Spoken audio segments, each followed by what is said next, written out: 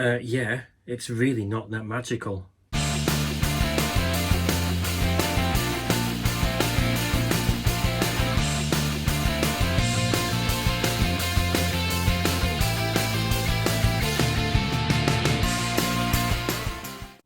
Disney's latest classic to celebrate 100 years of Disney magic is now in the cinemas, Disney's Wish, and I've actually just recently gone to see it, and I was one of 5 people in the showing of that movie.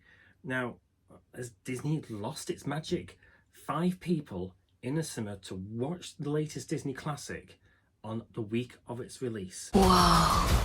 Anyway, I'm not going to talk about that because we all know at the minute Disney has lost its magic. Well, I think it's losing its magic, and it shows with the latest movie. Now, this is supposed to celebrate the 100 years of Disney magic. I actually walked out of the cinema and I actually thought, meh, what? It's a 90-minute movie and it doesn't feel like 90 minutes because I spent most of the time actually trying to find all the little secret cameos and the secret fan service tidbits that were actually supposed to be in this movie, and I only found a couple, which I will actually talk about shortly.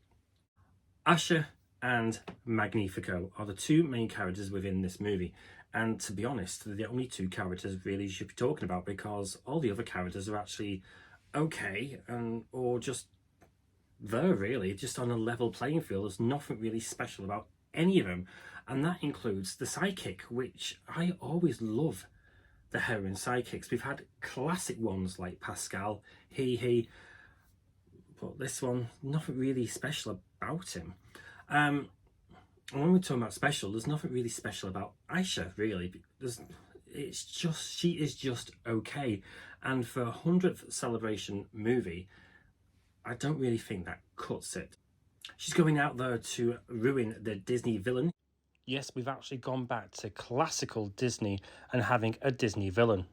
And she's out there to ruin his plans and actually set all the wishes free. We've actually got a Disney villain, a classic Disney villain that's basically good versus evil, and basically one side will win. And there's not going to be a redeeming story arc or forgiveness. There's actually a good ending in terms of good versus evil. But Magnifico is a very weak Disney villain because he actually gives out his plan or what he's doing within the first 15 minutes of the movie, and it's actually in the trailer. People give their wishes to me, and I grant the wishes I am sure are good for Rosas. Some of these will never be granted. Not some, most. They deserve more than... I decide what everyone deserves. And for a Disney villain, he's very weak. Because he goes from pleasant to absolute psycho, just like that. Now, when I said I think this movie is very meh, I actually think there's something I actually missed within this movie, because what makes Asha so special that she actually goes out singing and looks upon the stars, and then basically the star comes down and basically helps her out with her little mission to get her family's wishes back. But why has no one else done that? Why has it never happened to anybody else, that when they're actually wishing upon a star that it comes down? Because in this movie, once you reach 18, you give your wish to the king, Magnifico, and become a very boring adult, really. You forget all about it. But before that time, they've all been young teenagers, young children. Have they never wished upon a star and the star come down and helps them out? It doesn't make sense. And let's talk about her storyline, her plot. Is basically she's going there to rescue her mother's and grandfather's wish, because ultimately she wants her grandfather's wish to be granted by the king, but he says it's too dangerous and he'll never be granted. So Asha thinks the wish should be given back to him, but of course Magnifico, being a Disney villain, wants the power for himself, wants that wish to turn into power, should I say, for himself. So Asha goes about it to try and rescue her grandfather's wish, and while she's at it, her mother's wish. What about her friends' wishes? Like, in the movie, there's a friend called Simon, I think it was, who's very boring, and they actually say that in the movie. He became very boring after he gave the wish to the king. So why doesn't Aisha go and rescue his wish as well? What? Now, I've got to talk about Star, because when he was on the screen and making his noises, I'm sure it was the same sound effects that Nintendo used for the Star bits in Super Mario Galaxy.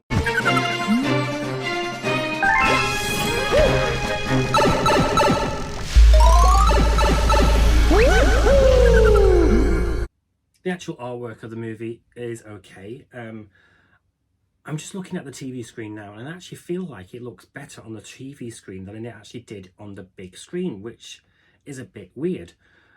So is this a perfect Disney Plus movie? There is one saving grace of this movie, and that is the music and the songs. There's quite a few outbursts of songs, one after another, but I couldn't fault it. I liked every single one, and I think this version of Let It Go and We Don't Talk About Bruno is knowing what I know now. Yeah, that's what it's called. Knowing what I know now. I was about to sing Knowing You, Knowing Me from ABBA. Not allowed, knowing what I know now. Now, like I said earlier, I spent most of the 90 minutes of this movie trying to find all the hidden cameos and the hidden fan service that was actually explained by Disney that they're actually in this movie, which I think they shouldn't have done, because it kind of like distracts you from the actual movie, and I think that's what happened to me. But saying that, I did actually see Peter Pan, and there's a reference to Love's True Kiss, so that was Snow White? No, it's not. No, Little Mermaid. I forgot what the other one was, because it's clear there's a little sequence where there's 3 references to other Disney classics, but we also had Bambi referenced. I'm not too sure if Brother Bear was actually referenced with the actual Big Bear, but there's no same name. But there's one cameo that I really loved, and of course, being a Disney villain fan, was the poison apple. And then when the credits rolled, there's nothing special, it's just a black screen with the credits rolling, all the other Disney characters appearing, which to me doesn't flow with this movie, really.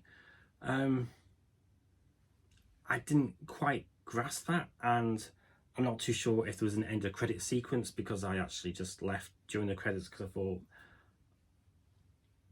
I don't think this is actually special enough to actually like wait around. Yeah, a very meh movie. I usually cry at Disney movies. This one, I didn't even shed a tear, because there was not one point when the story got me, and got those emotions going. And I think for a 100th anniversary movie, it's a big letdown in that way.